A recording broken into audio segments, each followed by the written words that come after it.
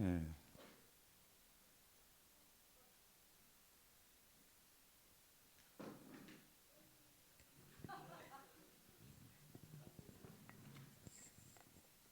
압수?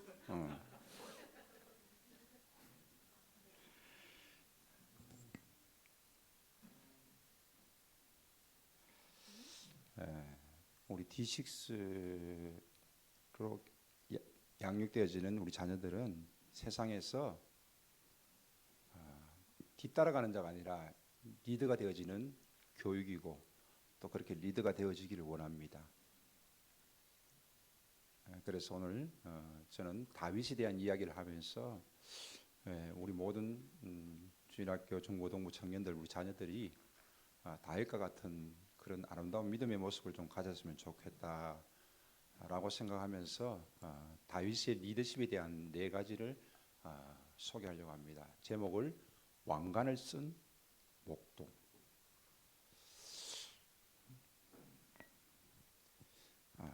다윗 리더십을 네 가지로 소개하는데 소개하기 전에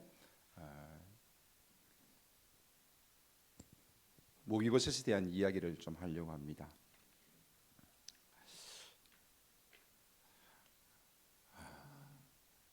다윗은 왕이 되어서 그 힘을 손에 넣고 이 왕이 되는 그 비결, 또 왕이 되고 난 다음에도 왕으로서의 자리를 지키는, 힘을 지키는 그 비결을 우리에게 시편 131편을 통해서 가르쳐주고 있습니다. 아주 조그마한 시골 땅에서 양치기 소년이 이스라엘 왕으로 훌륭하게 그 삶을 마감했습니다. 그러나 그는 적지 않은 죄를 지었습니다. 자기의 죄로 인해서 수많은 백성들이 때로는 전염병으로 또 죽어갔고 또 자신의 죄로 인해서 많은 사람들이 또 피해를 입기도 했습니다. 그러나 그럼에도 불구하고 다윗은 하나님의 마음에 합한 사람으로 끝까지 인정을 받게 되어지고 그 후대의 모든 왕들이 다윗을 본받기 위해서 힘쓰고 애썼던 것을 볼 수가 있습니다. 그러면 왜 이처럼 다윗이 엄청난 죄를 지었음에도 불구하고 하나님이 그를 인정하셨는가? 그리고 그의 믿음의 비결은 도대체 무엇인가? 한번 살펴보기를 원합니다. 먼저 네 가지 리더십을 이야기하기 전에 모비보셋에 대한 이야기를 간단하게 하겠습니다. 모비보셋은 누군가 하면은 사울의 손자입니다. 사울의 아들 요나단, 요나단의 아들 모비보셋. 요나단은 다윗과 아주 절친이었지요. 그러나 전쟁터에 나가서 사울과 요나단은 다 전쟁터에서 죽음을 맞이하게 되어집니다. 그리고 다윗이 나라를 다스리는 왕이 되어지죠. 이 사울 왕가의 모든 토지를 재산을 관리하는 자가 있었는데 바로 사울의 종 시바입니다. 이름이 시바예요. 시바.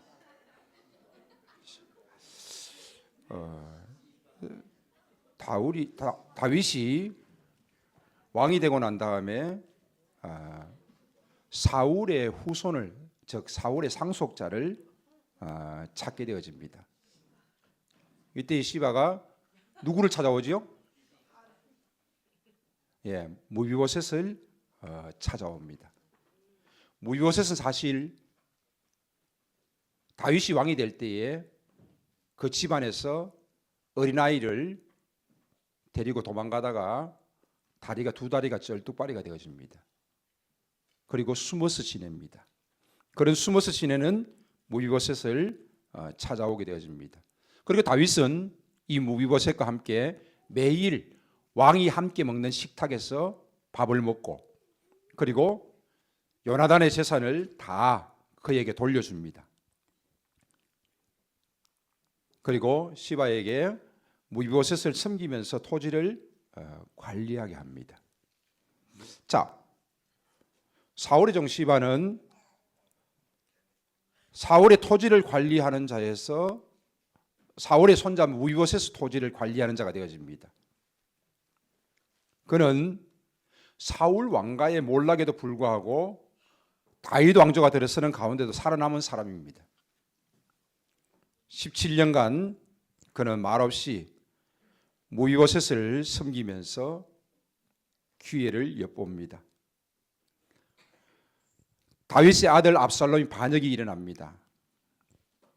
이때에 시바는 그것을 기회로 삼습니다.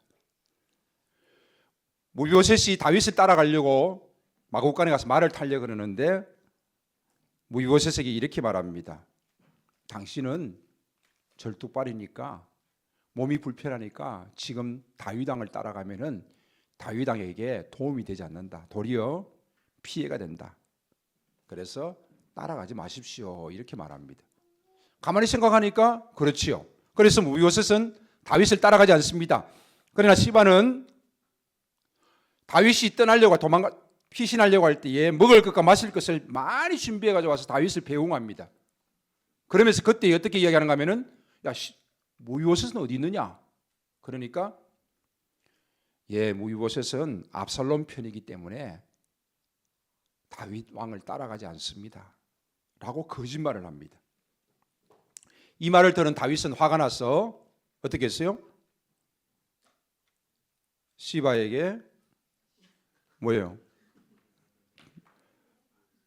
요나단의 아들 무비보셋에게 줬던 모든 재산을 다 그에게 줍니다.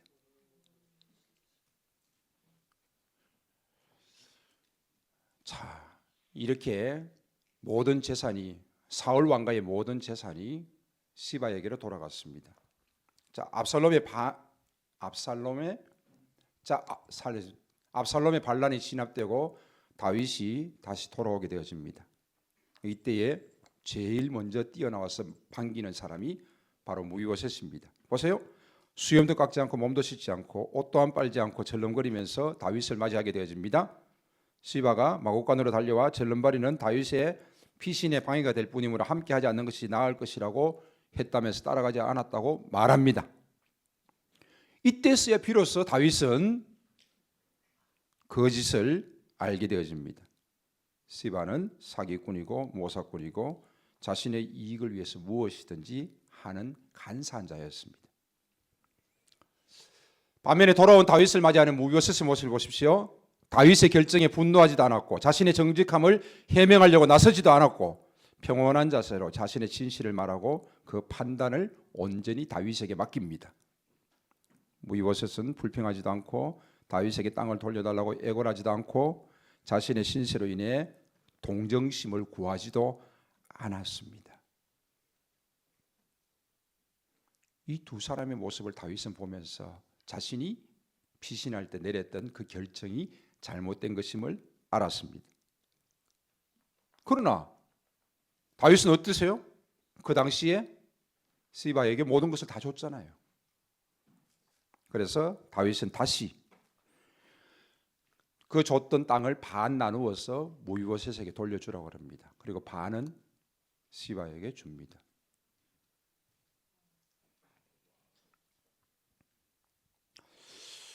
무비보셋은 땅을 잃고 패배자가 되는 것 같았지만은 궁극적인 승리는 그의 몫입니다. 욥기 20장 5절에 악을 이기는 자랑도 잠시요 사곡한 자의 즐거움도 잠깐이니라. 자신에게 은혜를 베풀었던 다윗의 복귀만으로도 무비보셋에게는 큰 기쁨이었습니다.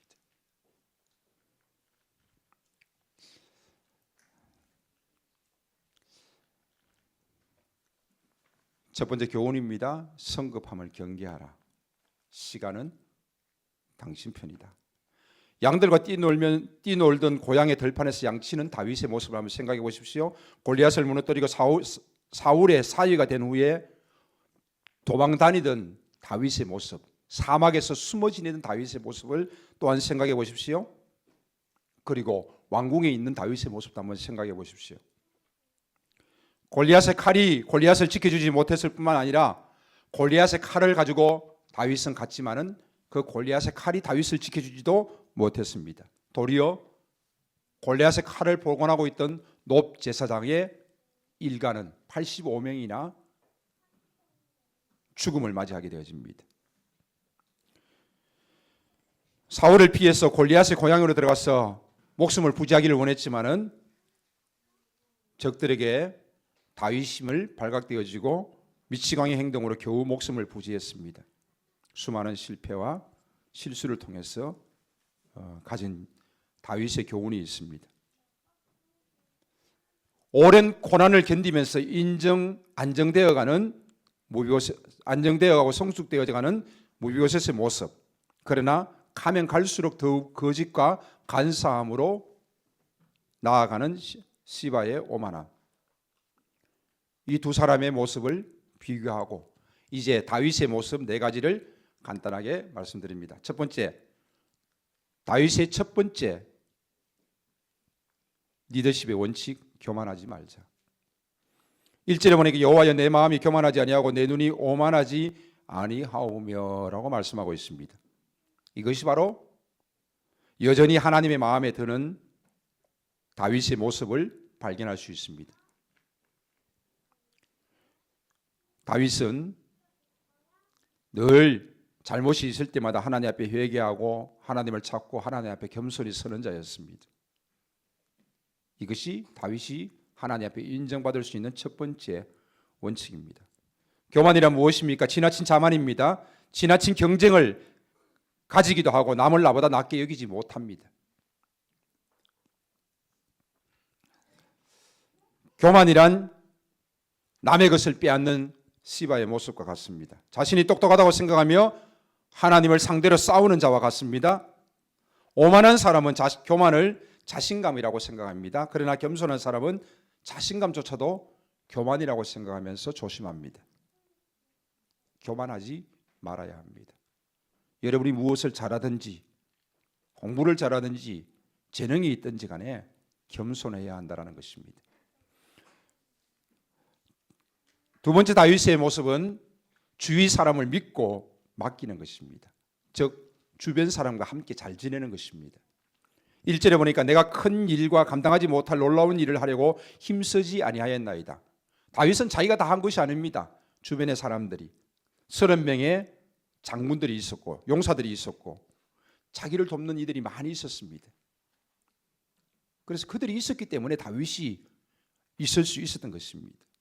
믿고 맡기는 능력은 가슴에서 시작되어지고 내가 잘할 수 있는 것 하고 내보다 더 잘할 수 있는 것 누군가에 맡기는 것입니다. 그러나 책임은 내가 지고 성공의 보상은 함께하는 것입니다.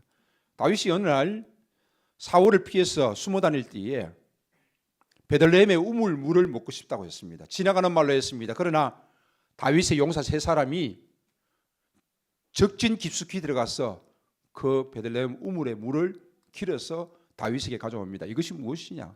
예, 물입니다. 아니 무슨 물이냐? 베들레헴 우물 물입니다. 그러나 다윗은 목숨을 걸고 가져온 그 물을 감히 먹을 수 없어서 하나님 앞에 드립니다. 이와 같은 용사들이 있었기 때문에 다윗이 존재할 수 있었던 것입니다. 교만하지 말라. 나보다 더 나은 사람도 있고 나를 위해서 힘쓰고 애써주는 사람들이 있다는 것을 꼭 기억해야 합니다. 혼자 살아가는 것이 아닙니다. 하나님께서 특별히 교회를 주시고 가정을 주시고 또 사회를 주시고 국가를 주셔서 우리는 그 공동체 속에서 살아가는 하나의 존재입니다. 그 속에서 우리는 리더십을 발휘하면서 살아가되 함께하는 삶을 살아가는 것이 중요합니다. 세 번째, 어린아이와 같은 마음을 가지라는 것입니다. 2절 말씀입니다. 내가 실로 내가 내 영혼으로 고요하고 평온하게 하기를 젖된 아이가 그의 어머니 품에 있음 같게 하였나니 내 영혼이 젖된 아이와 같도다. 어린아이와 같은 마음을 가졌다는 것입니다. 무슨 말입니까? 감정을 다스리고 절제하는 것입니다.